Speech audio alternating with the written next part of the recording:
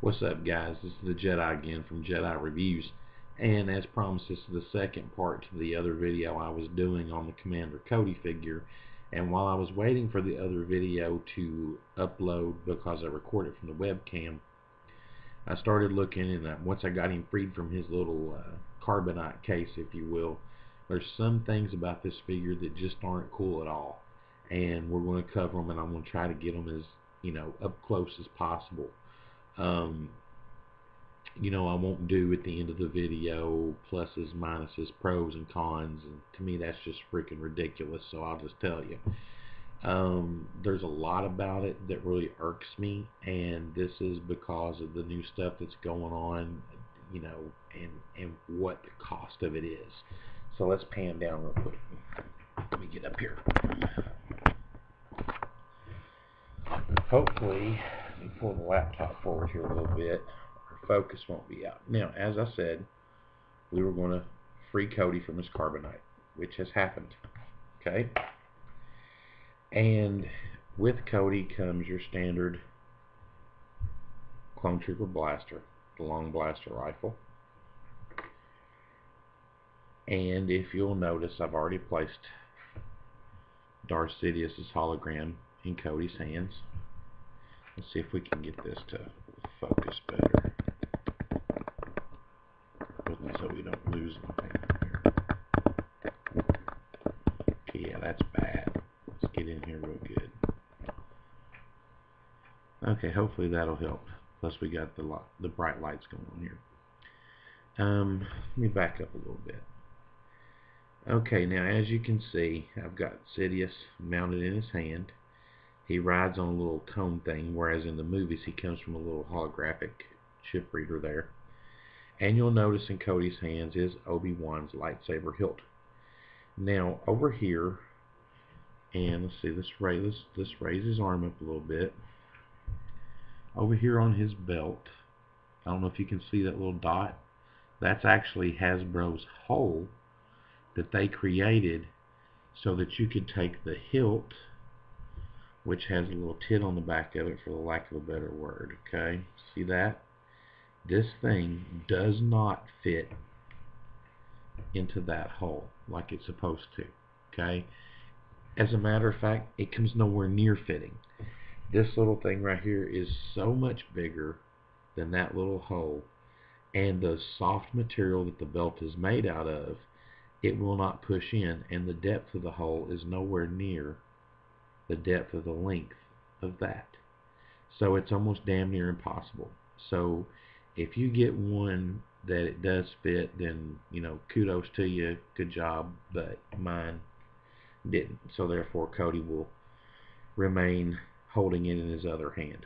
Now on his back, of course, you have his little backpack here, which is very easily lost. So if you're going to take him out of his case and put him up on your shelf, I highly suggest you put a little super glue in that hole so that stays there and you won't lose it. Of course, this is that soft plastic antenna, and you'll have to mess with that a little bit to get it to stay straight like it's supposed to, as well as the antenna on Cody's helmet. Oh, see, there went the backpack. Alright, and then this little antenna will like to flop over like a little dog ear, so you'll need to see how soft that is. And of course, they have gone one better on the helmet and made it even smaller to where it's actually detailed pretty good, and the paint on the helmet is fairly decent. I give the paint a 10 from 10. I give the construction of the helmet a 10 out of 10. I mean, it's awesome. Now if you'll notice, I don't know how good you can see, there we go. You see the two-tone colors in Cody's hair? Okay, this basically is a Clone Wars cartoon adaptation when we actually see Cody with his helmet off. We never see him with this, well, we do see him with his helmet off, don't we, in episode 3. I don't remember, but his hair is two-toned there as well. And there you have the Darth Sidious hologram, which is okay. It's almost like he's holding a champagne cup. Can you see it in the back part of his hand there? And this is actually a separate piece that snaps back on there. He does not turn, so once he sits on that base, you have to finagle it a little bit to get it where you want it to be. On losability of parts, I give it a 10. You're going to lose parts if you let your kids play with it or whatever. It's going to happen. Evident of the infamous backpack. Okay, let's put his helmet back on. Now, one thing about this figure, there are 18 points of articulation. Okay, you're not going to get a lot of posability out of him. And this is due to his armor down here on the bottoms of his legs. His feet are articulated on a ball joint, but they do not go backwards and they do not go forward, and they only turn left and right. And this is because of the mold and trying to get the detail. Okay, but they didn't do the articulation very good down here. But for the most part, I mean, the figure is nice. It makes a good display. The paint's okay. The articulation takes away from it, or the lack thereof. The battle damage on this Cody figure is way better than the battle damage that was on the Saga collection. So yeah, the battle damage is a whole heck of a lot better. Another thing that I do not like about it is, they're doing this crap. They're putting the serial number inside the thigh now, like they did on a lot of the older figures, but it's very obvious, and it takes away from it a little bit, I think. But when you turn it inside, you probably won't see it as much. Maybe I'm being a little anal. I think the figure could have been articulated better. I think they could have taken the time to make that hole in his belt accept Obi-Wan's saber, so he could do both, hold the blaster, hold the hologram, and have all of his accessories together with him. But for the most part, for displayability, I'll give it a 10 out of 10. But for posability, it's seriously lacking. I'm like getting way out of shot here. Sorry about that. All the way down to the bottom of his helmet, the little sunbursts that go around the microphones is pretty decent. I mean, it's a pretty decent looking figure. So, posability, there's hardly any with the feet the way they are. The other detail is pretty solid, but they need to take a little bit more time and work on making sure the accessories can be used well. If you're going to leave him in his package, it doesn't really matter, right? Now, it also comes with something else that really gets my goat, and we're going to come up here where you can see me, because I got 7 minutes to let you know how I feel about this crap. 30-some years ago, a little kid in eastern Kentucky sat by a mailbox for 6 to 8 weeks waiting for a rocket-firing Boba Fett to come to his home. Instead, what he got was something similar to this, a little letter. And what the little letter said, it explained about the child that choked and died on the Battlestar Galactica missile. And they decided that the rocket-firing Boba Fett would be no more. So there was 12 or 13 of them that survived, and it's one of the most sought-after collectibles in Star Wars, period. It is one of the most, if not the most expensive figure on the market. Now, I have my trusty iPhone, okay? I get an email from Brian's Toys just yesterday where you can buy a rocket-firing Boba Fett, the new incarnation, for $89.99. $89.99. Okay, now here's what I'm getting at. Who in the hell is going to do that? I mean, come on, Brian. I love your company and everything else and all the stuff that you have.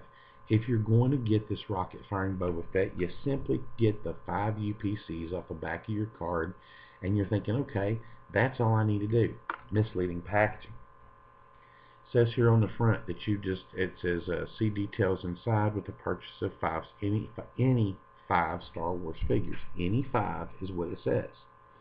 Now, when you open it up, it tells you that you have to save the UPC codes from 5 figures from either the Star Wars Build-A-Droid line, the Saga Legends line, the Clone Wars line, or the Vintage line. No other figures will work, just those. That is far from any. Okay? It also goes on to tell you that after you include your 5 UPC codes, you still have to send them a check or a money order for $6.99 US. And if you're one of our Canadian brothers and sisters, you got to pay $8.99 US. 30 years ago, I waited for the Hasbro, or then was Kenner, to send me my rocket firing Boba Fett. You sent me a stupid letter. Okay? The thing of it is, I've already sent you 5 UPCs from Star Wars action figures. You owe me a Boba Fett. You owe me a Boba Fett. Not only do you owe me one, you owe one to every kid that you screwed over 30 years ago. Get a grip. Get in line with the rest of the world. You owe us all Boba Fetts. Okay? Now that's fine. Realistically, we're not going to get our Boba Fett that you owe us, that you screwed us over with. But at least let us send you the 5 UPCs. Wait another 6 to 8 weeks, okay, to get our rocket firing Boba Fett. But don't make us give you another $6.99 of our damn money to get it. If I'm going to buy 5 of your figures at $7, and then turn around and throw another $7, not to mention the 40 some odd cents to mail the crap to you, just give people the Boba Fett, okay, and quit trying to make money off of it. And number 2, stop selling a big old box of them to people like Brian Simling from Brian's Toys or Entertainment Earth, so they can charge people $89.99 for a rocket firing Boba Fett. Okay, I'm going to go against my own code here. Hasbro, kiss my ass. Okay, it's that simple. Brian's Toys, kiss my ass. Who's going to pay $89.99 for an action figure that they can go and spend the $7 times 5 plus another 7, and it's not going to cost them $89.99 just for the privilege of not having to wait by the mailbox for 6 to 8 weeks? It's just ridiculous. Stop. Just stop. Okay, now that I got that out of my system, Hasbro, send me my rocket firing Boba Fett. We all know that's not going to happen, right? But anyway, I mean, they've done a good job on this figure. I can't really complain about it, other than, you know, you're not going to be able to pose his feet. What's the worst thing you can make him do? Not be able to swim, you know? But, you know, most people are going to pose him the way he is in the movie when he's holding the hologram of Sidious anyway. And if you leave him on his card, just leave him on his card. But the paint and everything is pretty good, and the only other quirk I have with it that really ticks me off is if you're going to make a lightsaber to where it hooks onto his belt, take the time to make it to where it hooks on his belt, instead of you having to push your guts out to get it on there. And even if the hole were big enough to accept the lightsaber hilt, it's not deep enough to hold on to the lightsaber hilt. So we shouldn't have to spend $8 and turn around and modify this figure to do what we need it to do. So take your time, slow down, put out the figures with the stellar detail like you're doing now, but do it right. Just do it right, and stop trying to screw collectors over with your rocket firing Boba Fett that we all should have gotten 30 years ago. We all should have gotten it 30 years ago. At any rate, like the video or not, subscribe, rate, comment. This is the Jedi from Jedi Reviews. Until we see you again, thanks for watching.